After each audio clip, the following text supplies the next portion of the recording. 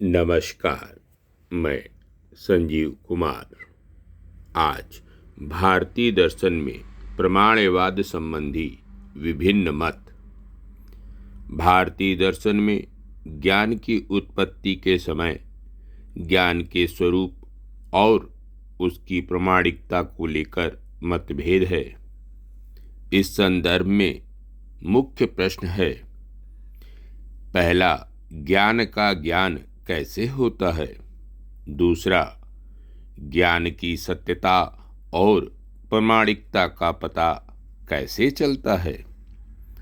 भारतीय दर्शन में इस समस्या का विवेचन प्रमाणवाद के समर्थन में किया गया है। प्रमाणवाद के दो पक्ष हैं। पहला, प्रमाण का ज्ञान कैसे होता है? दूसरा, अप्रामाण्य का ज्ञान कैसे होता है? यथार्थ अनुभव को प्रमाण कहते हैं। उस यथार्थ अनुभव में पाए जाने वाले विशेष धर्म को प्रमाण्य कहते हैं। इसी प्रकार अयथार्थ अनुभव को अप्रमा कहते हैं और उसमें पाए जाने वाले विशेष धर्म को अप्रमाण्य कहते हैं। जो दार्शनिक यह मानते हैं कि ज्ञान की प्रामाणिकता ज्ञान की प्राप्ति के साथ ही प्रारंभ से ही उत्पन्न हो जाती है, वे स्वतः प्रमाणवादी कहलाते हैं।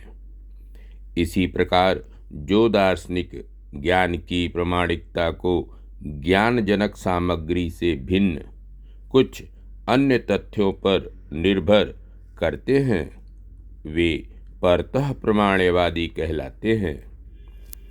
इस प्रकार प्रमाणवाद के अंतर्गत कुल 4 पक्ष उभर कर सामने आते हैं: स्वतः प्रमाणवाद, स्वतः अप्रमाणवाद, परतः प्रमाणवाद और चौथा परतः अप्रमाणवाद। भारतीय दर्शन में विभिन्न दर्शन अधोलिखित प्रकार से प्रमाणवाद को स्वीकार करते हैं। सांख्य दर्शन स्वतः प्रमाणवाद एवं स्वतः अप्रमाणवाद स्वीकार करता है।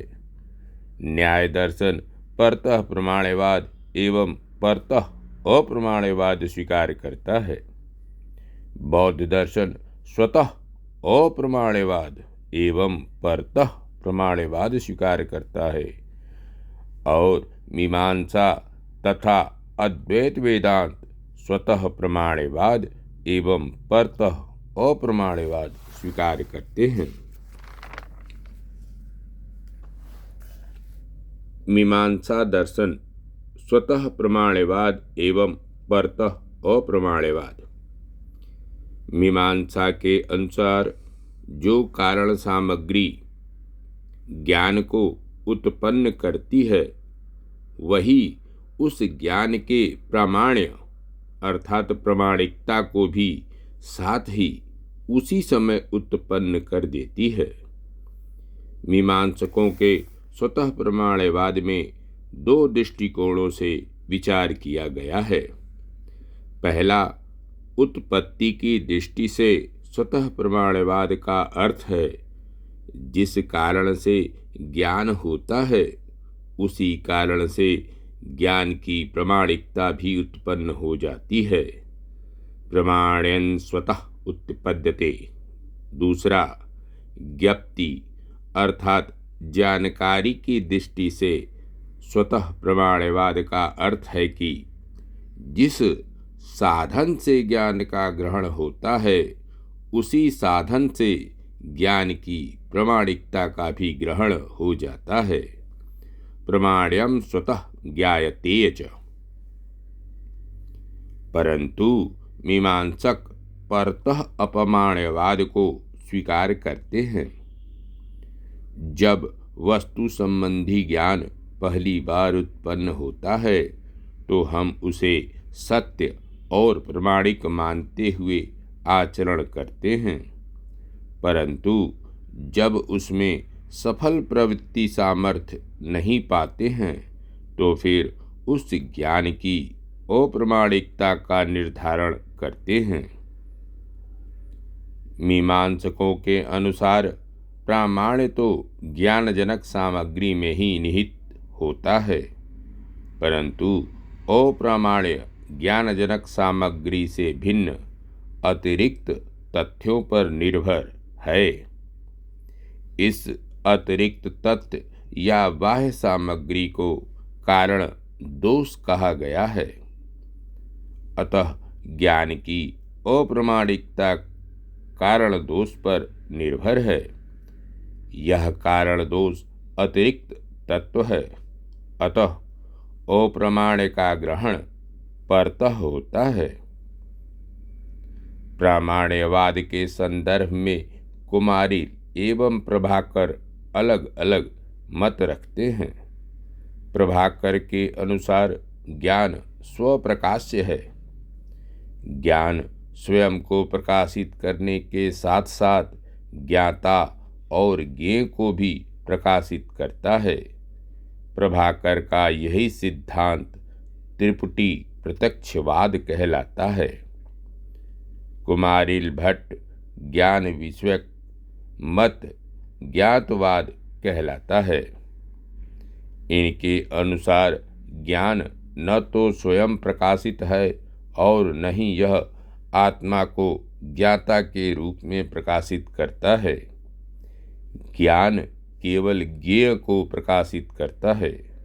ज्ञेय के प्रकाशन से वहाँ अर्थात ज्ञातता की उत्पत्ति होती है।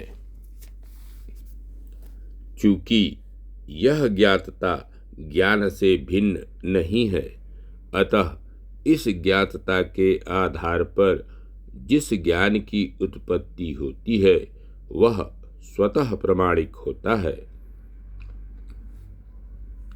आलोचना: यदि हमारा सारा ज्ञान आरंभ से ही प्रमाणिक है तो फिर ऐसे ज्ञान के बाद में किसी भी प्रकार से अप्रमाणिक नहीं होना चाहिए।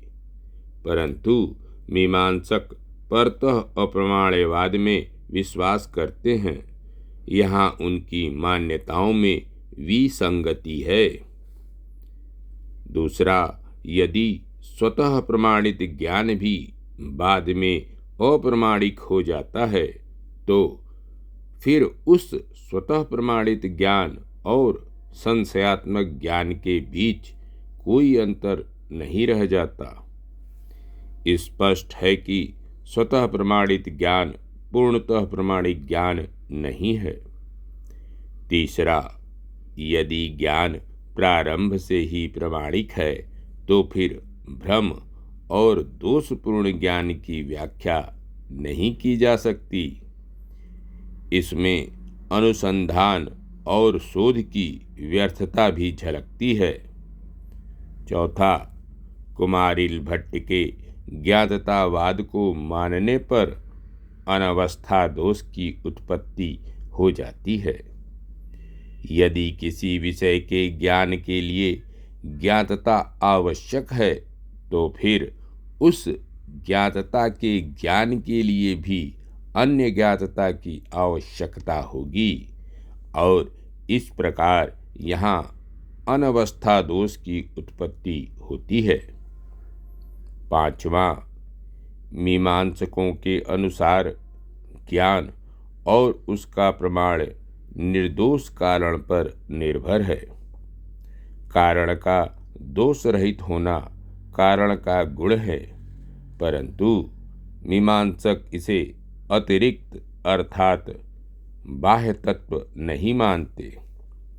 दूसरी ओर कारण दोष को अतिरिक्त तत्व मानते हैं, परंतु यदि कारण का गुण अतिरिक्त तत्व नहीं है तो कारण दोष को भी अतिरिक्त तत्व नहीं माना जा सकता।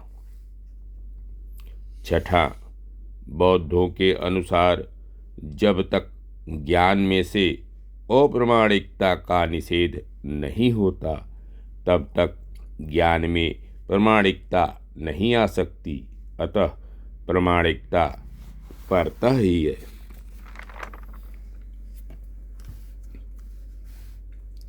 न्याय वैशेषिक परतः प्रमाणवाद एवं परतः अप्रमाण्यवाद।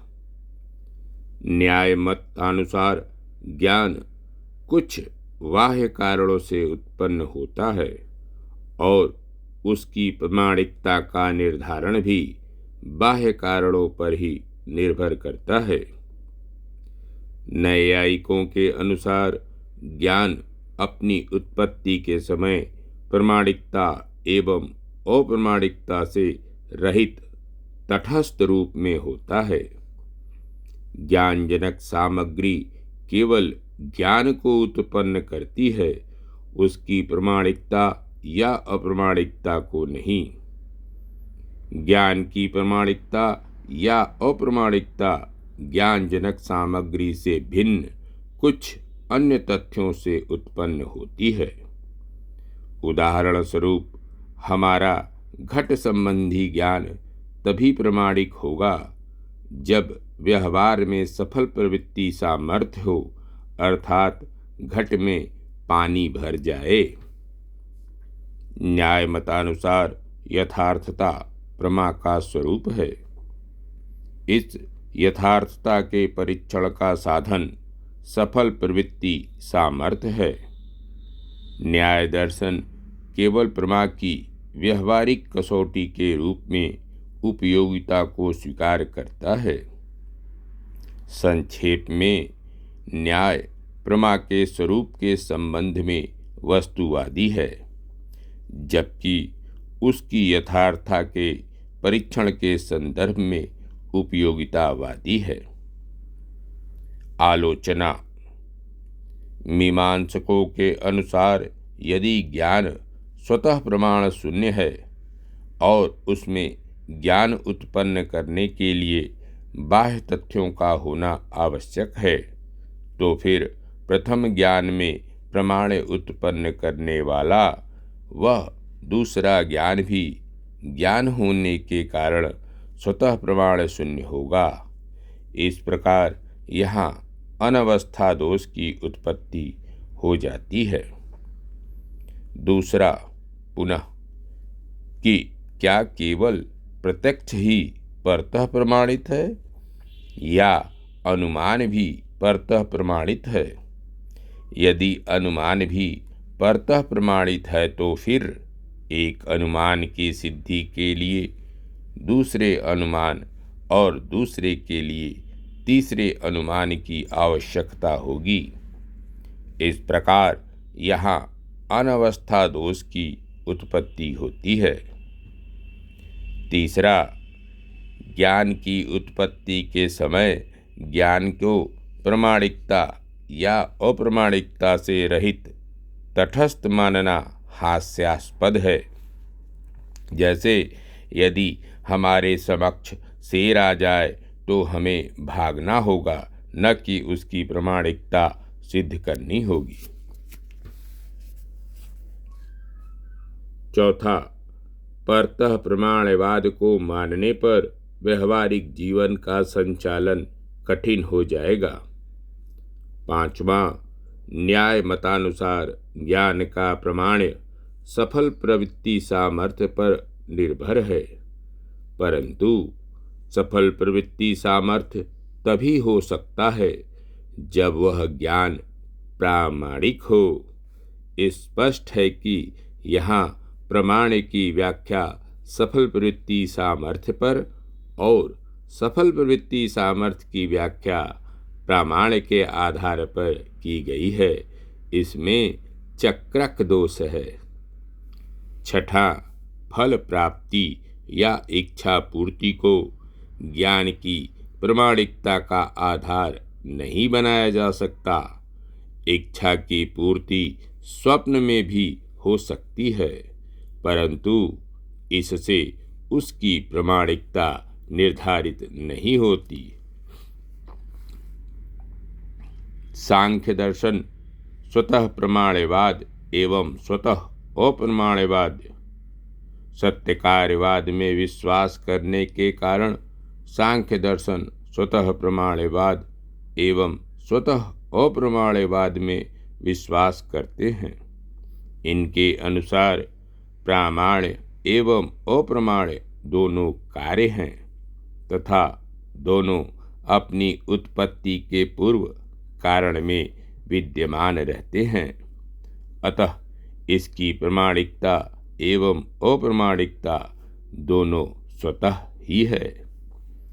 आलोचना: यदि प्रामाण्य एवं अप्रामाण्य दोनों कारण में पहले से ही विद्यमान हैं, तो फिर सत्य एवं असत्य ज्ञान के बीच के भेद का निर्धारण करना कठिन हो जाएगा। बौद्ध दर्शन स्वतः अप्रमाण्यवाद एवं परतः प्रमाण्यवाद। बौद्धों के अनुसार अप्रमाण्य ज्ञान की उत्पत्ति के समय से ही विद्यमान रहता है। जब अप्रमाण्य का निषेध होता है तभी प्रमाण की उत्पत्ति होती है। अविसंवादकम ज्ञानम सम्यक ज्ञानम, अर्थात वस्तु स्थिति के विरुद्ध न जाने वाले ज्ञान को ही सम्यक ज्ञान कहा जाता है। आलोचना: यदि प्रत्येक ज्ञान आरंभ से ही अप्रामाणिक है, तो फिर भ्रम और संशय का वातावरण उत्पन्न होने लगता है। यदि ज्ञान स्वतः प्रमाणित है, तो फिर विभिन्न कार्यों में असफलता की व्याख्या तार्किक रूप से नहीं हो पाती। अंततः निष्कर्ष रूप में कह सकते हैं, प्रामाण्यवाद के उपर्युक्त विवेचन से यह स्पष्ट हो जाता है कि कोई भी सिद्धांत त्रुटि रहित नहीं है। यहाँ हम प्रामाण्य एवं अप्रमाण्य के संदर्भ में यह कह सकते हैं कि अभ्यास दशापन्न अर्थात परिचित अवस्था में ज्ञान की प्रामाणिकता स्वतः और अनभ्यास दशापन्न अर्थात अपरिचित अवस्था में ज्ञान की प्रामाणिकता परतः होती है। बौद्ध दार्शनिक शांत रक्षित का भी ऐसा ही मानना है। धन्यवाद। नमस्कार। मैं संजीव कुमार। शेष अगले अंक।